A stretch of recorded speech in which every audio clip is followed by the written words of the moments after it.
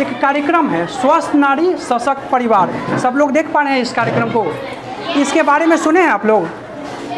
ये जो कार्यक्रम है अभी 17 सितंबर से चालू हुआ है और 2 अक्टूबर तक चलेगा। अभी जो हम लोग यहाँ पर कैंप लगाए हैं, इस कैंप के दौरान आपका नेत्र जांच किया जाएगा, आँखों को कैसे स्वच्छ रखना है इस बारे में भी जानकारी आपको दिया जाएगा। आपको एनीमिया पर परामर्श दिया जाएगा, एनीमिया का जांच भी किया जाएगा। एनीमिया के बारे में जानते हैं कोई कि कैसे होता है, क्या होता है? एनीमिया मतलब खून की कमी। खून का रंग लाल क्यों होता है? खून का रंग जो लाल होता है वो हेमोग्लोबिन के कारण होता है। तो रक्त में जब हेमोग्लोबिन की कमी हो जाती है तो ऑक्सीजन का जो परिवहन होता है बॉडी में अच्छे से नहीं हो पाता है। उससे क्या होगा, आप लोग जल्दी से थक जाएंगे, सीढ़ी चढ़ने में सांस फूलेगा, पढ़ाई में मन नहीं लगेगा, चक्कर आ सकता है, इस तरह का समस्या हो सकता है। आँखों के नीचे जो है पीलापन आ जाएगा, सफ़ेद हो जाएगा, नाखून वगैरह वाइट हो जाएगा। तो ये सब इसका जो है वो लक्षण है एनीमिया का। तो एनीमिया को दूर कैसे किया जाएगा? इसके लिए आयरन रिच फूड खाना होगा, वैसा भोजन जिसमें आयरन हो। पालक का साग हम लोग खा सकते हैं, हरे पत्तेदार सब्जियां खा सकते हैं, राजमा का सेवन कर सकते हैं, गुड़ का सेवन करना है, चना का सेवन कर सकते हैं, मूंगफली खा सकते हैं, और भी बहुत सारा सोर्स है आयरन का। आयरन के एब्जॉर्बेशन में हेल्प करता है विटामिन सी। जब हम आयरन का सेवन करेंगे उस दौरान हमें विटामिन सी का भी सेवन करना है। विटामिन सी कहाँ से मिलेगा? खट्टे फलों से। बहुत अच्छा। खट्टे फलों में संतरा हो सकता है, मौसमी हो सकता है, नींबू हो सकता है, आंवला हो सकता है। जो भी खट्टा फल है सब में विटामिन सी आपको मिलेगा। तो विटामिन सी जो है वो आयरन के ऑब्जर्वेशन में हेल्प करेगा। ठीक है। अभी आप लोग का एक जांच भी होगा हेमोग्लोबिन का, जिससे यह पता चलेगा कि आपका हेमोग्लोबिन स्तर कितना है। आपके शरीर में कहीं रक्त की कमी तो नहीं है। अगर रक्त की कमी होगी तो उसका उपचार भी किया जाएगा। बात क्या कर रहे थे? फास्ट फूड को हम लोग को अवॉइड करना है, जंक फूड को अवॉइड करना है, मतलब उसको नहीं खाना है। हरा साग सब्जी खाना है, घर में जो खाना बनता है वो खाना है, बाहर का खाना से दूर रहना है। बाहर में जैसे गोलगप्पा बेच रहा है तो वो सबसे दूर रखना है। हमारी स्वच्छता हेतु भी आप लोगों को विशेष रूप से ध्यान देना है। मासिक धर्म एक सामान्य प्रक्रिया है, इसमें शर्माना नहीं है, बात करने में घबराना नहीं है मासिक धर्म के दौरान। तो लड़कियों में जो एनीमिया होता है, जैसे अभी हम बात किए थे, एनीमिया मतलब रक्त की कमी, तो मासिक धर्म के दौरान भी अत्यधिक रक्तस्राव हो जाता है किसी किसी को। तो उसके लिए भी जब आपके बॉडी से रक्त निकलेगा तो ब्लड का कमी होगा ही ना, उसको पूरा कैसे किया जाएगा? तो आयरन रिच फूड आपको खाना है। आयरन फॉलिक एसिड का जो टैबलेट वीकली होता है, स्कूल वगैरह में मिलता होगा आप लोग को, तो वो वीकली टैबलेट का भी आपको सेवन करना है। नेत्र स्वास्थ्य की अगर हम बात करें तो आँखों को साफ रखना है। मान लीजिए आँख में कुछ गिर ही गया, बरसात के समय में लाल ही हो गया या कुछ चला गया, तो उसको ऐसे ऐसे नहीं मैजना है, साफ पानी से धोना है। माहवारी में साफ़ सुथरा और स्वच्छ बनाए रखना, इसके लिए खास बातें ज़रूरी होती है, ताकि जब किसी भी संक्रमण से हमको बचा जा सके। माहवारी जैसे ही आती है तो हम अपने कपड़े का साफ़ सफाई रखें, प्रत्येक दिन स्नान करें, हाथों को साफ रखें और साफ़ सुथरा अंडरवियर पहने। अगर वो जो सैनिटरी पैड होता है वो खुशबू वाली यूज़ ना करें। एक दिन में कम से कम 2 या 3 बार उसको बदले। अपने योनि और जननांग को हल्के गर्म पानी से दिन में 2 बार या 3 बार उसको धोए और उसके बाद साफ़ सफाई का पूरा ध्यान रखें, खान पान का पूरा ध्यान रखें और बिल्कुल आराम में रहे, ताकि हम गंभीर से गंभीर बीमारी से हमें बचा जा सके। एक चीज़ का और भी आप लोग को ध्यान देना है, पानी ज़्यादा से ज़्यादा पीना है, लिक्विड का यूज़ ज़्यादा से ज़्यादा करना है। शरीर में पानी की कमी नहीं होनी चाहिए। और कुछ अगर समस्या होगा आप लोग के पास, कोई जानकारी चाहिए होगा, तो बिल्कुल भी शर्माना नहीं है, आपको हाथ ऐसे ऊपर करना है।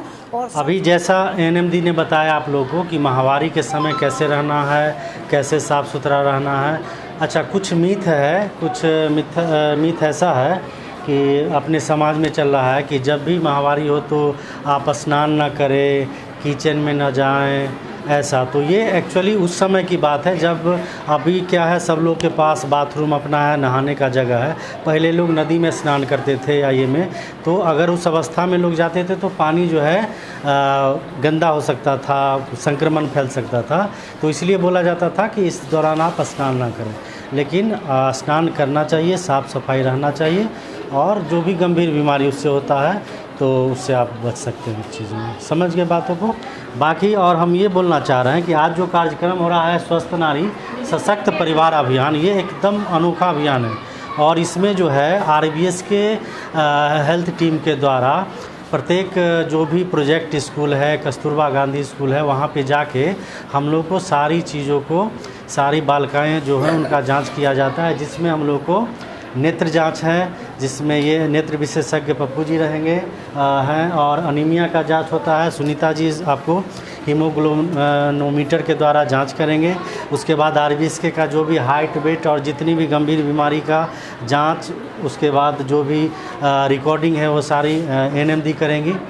तो इसमें जो भी गंभीर बीमारी है, जैसे अभी बाल हृदय योजना चल रहा है RBS के तहत, उसमें क्या है कि हार्ट में छेद हो जाता है, तो हम लोग बच्चे को फाइंड आउट करते हैं और उसको रेफ़र करके सारा खर्च सरकार के द्वारा वहन होता है। यहाँ से लेके सदर, फिर वहाँ से अहमद उनका इलाज कराया जाता है। लाने ले जाने सारा खर्च अपने सरकार के द्वारा वहन किया जाता है, ठीक ना। तो अगर कोई बच्चा किसी तरह की गंभीर बीमारी होगी, कोई समस्या होगी, तो इस अभियान का फ़ायदा उठा सकते हैं।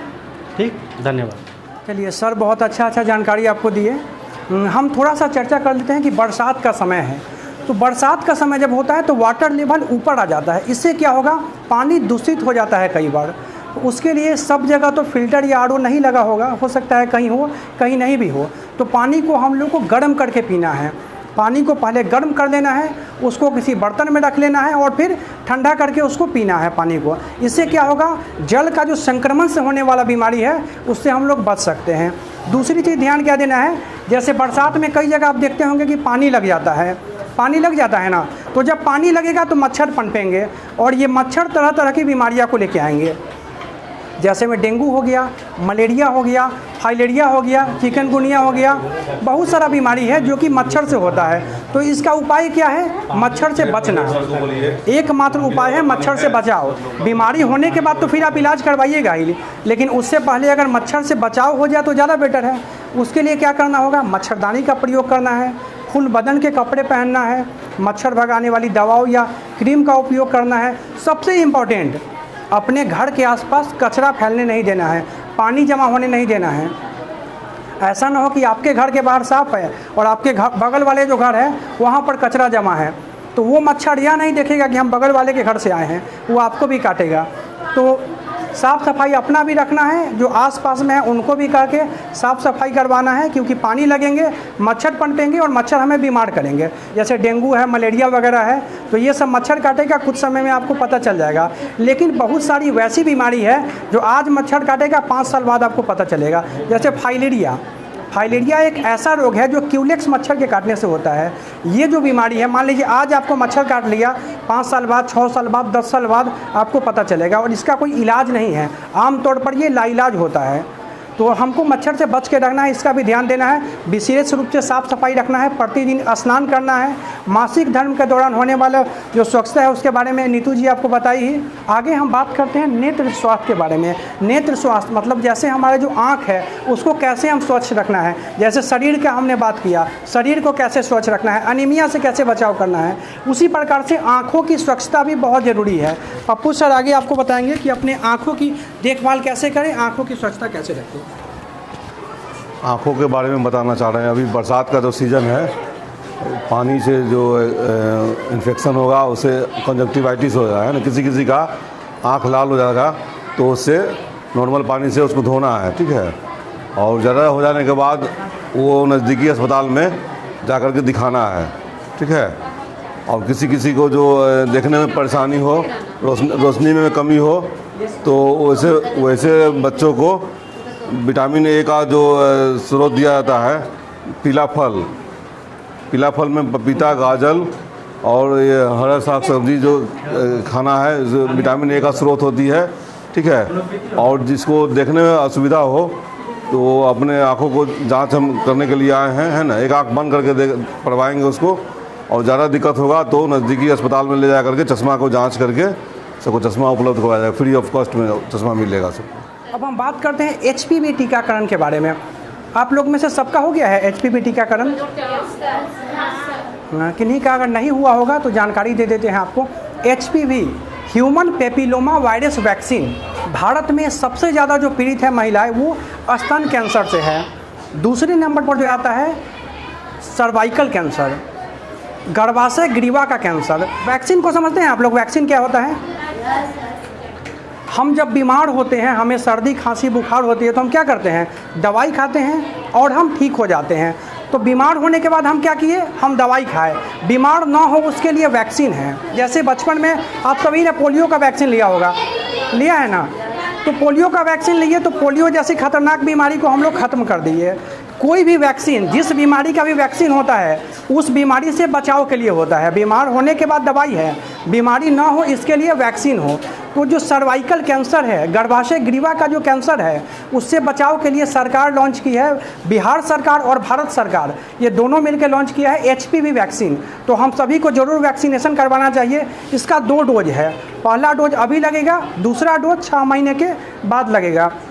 तो वैक्सीन लेकर जो कैंसर जैसी खतरनाक बीमारी है उससे भी हम लोग बच सकते हैं। तो हम आप सभी से आग्रह करेंगे कि जो भी वैक्सीनेशन नहीं करवाए हैं, आप सभी ज़रूर से वैक्सीनेशन करवाएं, ठीक है? इसके बाद हम शुरू करते हैं आप लोग का जो नेत्र जांच है उसका प्रोसेस, और जो हेमोग्लोबिन वगैरह का जांच है उसका प्रोसेस शुरू करते हैं।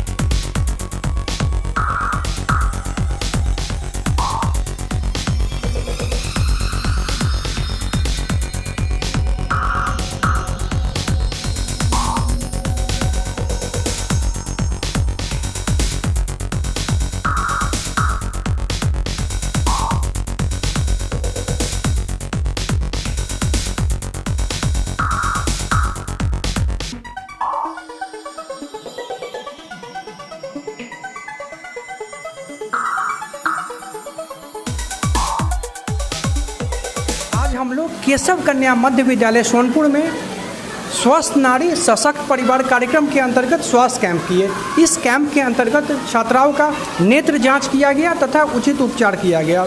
उसके अलावा उन्हें हेमोग्लोबिन का जांच किया गया, उन्हें एनीमिया पर परामर्श दिया गया। एनीमिया क्या है, इसे कैसे दूर किया जाता है, इस बारे में भी उन्हें बताया गया।